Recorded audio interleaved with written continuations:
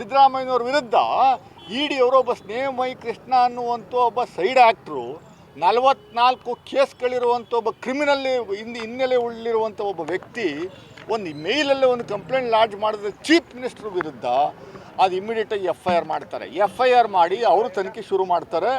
ಇಲ್ಲಿವರೆಗೆ BJPಯವರು ಏನು ಬೊಬ್ಬೆ ಹೊಡ್ಕೊತಾ ಇದ್ರು, ಲಬ ಅಂತ ಬಡ್ಕೊತಾ ಇದ್ರು. ಈ ಭಾಗದ ಈ ಕೇರ್ ಕಾನ್ಸ್ಟಿಟ್ಯೂನ್ಸಿಯಲ್ಲಿ ಹೊಸದಾಗಿ ಯಾರೋ ಒಬ್ಬ MLA ಗೆದ್ದವನೇ.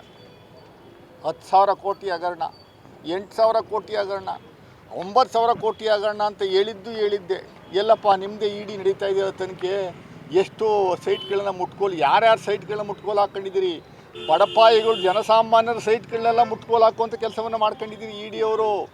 ಈಗೇನು ನೀವು ಸಿದ್ದರಾಮಯ್ಯನವ್ರ ವಿಚಾರದಲ್ಲಿ ಯಾವ ಇನ್ಫ್ಲೂಯೆನ್ಸ್ ಮಾಡಿದರೆ, ಯಾವ ಟೈಮಲ್ಲಿ ಏನೇನು ಹಗರಣ ಆಗಿದೆ ಅನ್ನುವಂಥದ್ದು ಈ ವ್ಯಕ್ತಿ ಹೇಳುವಂಥ ಕೆಲಸವನ್ನು ಮಾಡಲಿ. ದಿನ ಬೆಳಗ್ಗೆ ಎದ್ದರೆ ಸಿದ್ದರಾಮಯ್ಯನವ್ರನ್ನ ಬೈಯೋದು, ಕಾಂಗ್ರೆಸ್ನವ್ರನ್ನ ಬೈಯೋದು, ರಾಹುಲ್ ಗಾಂಧಿಯವ್ರನ್ನ ಬೈಯೋದು, ಹಗರಣ ಅನ್ನುವಂಥದ್ದು. ಇವರು ಯೋಗ್ಯತೆಗೆ ಹೊಸದಾಗಿ ಎಲ್ಲೋ ಒಂದು ಅವಕಾಶ ಕೊಟ್ಟಿದ್ದು ಕ್ಷೇತ್ರದಲ್ಲಿ 5 ಪೈಸಾ ತಗೋಬೋದು, ಒಂದು ಕೆಲಸ ಮಾಡಲಿಲ್ಲ. ದಿನ ಬೆಳಗ್ಗೆ ಎದ್ದರೆ ಸಿದ್ದರಾಮಯ್ಯ ಕಮ್ಯುನಿಟಿಯವ್ರ ವಿರುದ್ಧ ಮಾತಾಡುವಂಥದ್ದು, SCಗಳ ವಿರುದ್ಧ ಮಾತಾಡುವಂಥದ್ದು, STಗಳ ವಿರುದ್ಧ ಮಾತಾಡುವಂಥದ್ದು, ಅವರ ಪಕ್ಷದ ಮುಖಂಡರ ವಿರುದ್ಧ ಪಿತೂರಿ ಮಾಡುವಂಥದ್ದು, ವಿಜಯೇಂದ್ರನ ವಿರುದ್ಧ ಪಿತೂರಿ ಮಾಡುವಂಥದ್ದು, ಇದೆಲ್ಲ ಮಾಡುವಂಥ ಕೆಲಸವನ್ನು ಮಾಡ್ತಾಯಿದ್ದಾರೆ. ನಾವೇನು ನೇರವಾಗಿ ಹೇಳುವಂಥ ಕೆಲಸ ಮಾಡಿದ್ರೆ ನನ್ನ ವಿರುದ್ಧ ದಿನನಿತ್ಯ ಹೋಗಿ ಪೊಲೀಸ್ ಸ್ಟೇಷನ್ ಕಂಪ್ಲೇಂಟ್ ಕೊಡೋದು, ಪೊಲೀಸ್ ಕಮಿಷನರ್ ಕಂಪ್ಲೇಂಟ್ ಕೊಡೋದು, DG ಕಂಪ್ಲೇಂಟ್ ಕೊಡೋದು. ಅದ್ಯಾರೋ ಸೋಮಣ್ಣ ಅವ್ರನ್ನ ಬಳ್ಳಾರಿ ಗಲಾಟೆ ವಿಚಾರದ ಅಲ್ಲಿ ಹೋಗಿ ಏನು ಬಾಯಿಗೆ ಬಂದಂಗೆಲ್ಲ ಮಾತಾಡಿದ್ರು. ಅವನು ಬ್ರೈನ್ ಮ್ಯಾಪಿಂಗ್ ಮಾಡಬೇಕು ಅಂತ ನಾನು ಮಾಧ್ಯಮಗೋಷ್ಠಿನಲ್ಲಿ ನಾವು ಅಧ್ಯಕ್ಷರುಗಳೆಲ್ಲ ಹೇಳಿದ್ದು. ಅದ್ರ ವಿಚಾರಕ್ಕೆ ನನ್ನ ವಿರುದ್ಧ ಕಂಪ್ಲೇಂಟ್ ಕೊಡುವಂಥ ಕೆಲಸವನ್ನು ಮಾಡೋರು. ಆಯ್ತಪ್ಪ, ಕಂಪ್ಲೇಂಟ್ ಕೊಡಿ, ಬ್ರೈನ್ ಮ್ಯಾಪಿಂಗ್ ಒಪ್ಕೊಳ್ರಿ.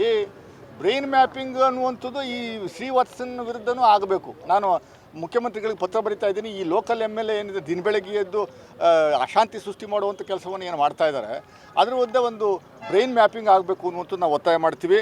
ಇದು ಬಹಳ ಸ್ಪಷ್ಟವಾಗಿ ನಾನು ಇವತ್ತು ಹೇಳ್ತಾ ಇದ್ದೀನಿ ಜನಸಾಮಾನ್ಯರಿಗೆ. ಸಿದ್ದರಾಮಯ್ಯನವ್ರನ್ನ ಕೆಳಗಡೆ ಇಳಿಸಬೇಕು. ಸಿದ್ದರಾಮಯ್ಯನವ್ರನ್ನ ಮುಖ್ಯಮಂತ್ರಿ 2ನೇ ಬಾರಿ ಆಗಿರುವಂಥದ್ದು ಹೊಟ್ಟೆನಲ್ಲಿ ಕಿವುಚ್ಕೊಳ್ಳುವಂಥ ಕೆಲಸವನ್ನು BJPಯವರು JDSನವರು ನಿರಂತರವಾಗಿ ಮಾಡ್ತಾ ಇರುವಂಥದ್ದಕ್ಕೆ ಇದು ಸತ್ಯಮೇವ ಜಯತೆ, ಸತ್ಯಕ್ಕೆ ಯಾವತ್ತೂ ಜಯ ಸಿಗುತ್ತೆ ಅನ್ನುವಂಥದ್ದಕ್ಕೆ ಸಿದ್ದರಾಮಯ್ಯನವರೇ ಒಂದು ಸ್ಪಷ್ಟ ಉದಾಹರಣೆ. ದೇಶದಲ್ಲಿ ಬಹಳ ತಾಳ್ಮೆಯಿಂದ ನಮ್ಮ ಕಾರ್ಯಕರ್ತರಿಗೆ ನಾನು ಅಭಿನಂದನೆ ಸಲ್ಲಿಸ್ತೀನಿ, ನಮ್ಮ ಅಧ್ಯಕ್ಷಗಳಿಗೆ ಅಭಿನಂದನೆ ಸಲ್ಲಿಸ್ತೀನಿ. ಯಾವ ಕಾರಣಕ್ಕೂ ಯಾವ ಹಂತದಲ್ಲೂ ಲ್ಯಾಂಡ್ ಆರ್ಡರ್ನ ನಾವು ಕೈಗೆತ್ಕೊಳ್ಳುವಂಥ ಕೆಲಸವನ್ನು ಮಾಡಲಿಲ್ಲ. ದಿನ ಬೆಳಗ್ಗೆ ಎದ್ದು ಆ ಕ್ರಿಮಿನಲ್ ವ್ಯಕ್ತಿ ಸ್ನೇಹಮಯಿ ಕೃಷ್ಣ ಅನ್ನುವನು ಎಲ್ಲಿ ಕಾಣ್ತಾ ಇಲ್ಲ 4-5 ತಿಂಗಳಿಂದ. ಈ BJPಯವರು JDSನವರು ಹತ್ತಿರ ಸೇರಿಸ್ತಾ ಇಲ್ಲ ಅಂತ ಕಾಣಿಸ್ತದೆ. ಈಗ ಎಲ್ಲೂ ಕಾಣ್ತಾ ಇಲ್ಲ.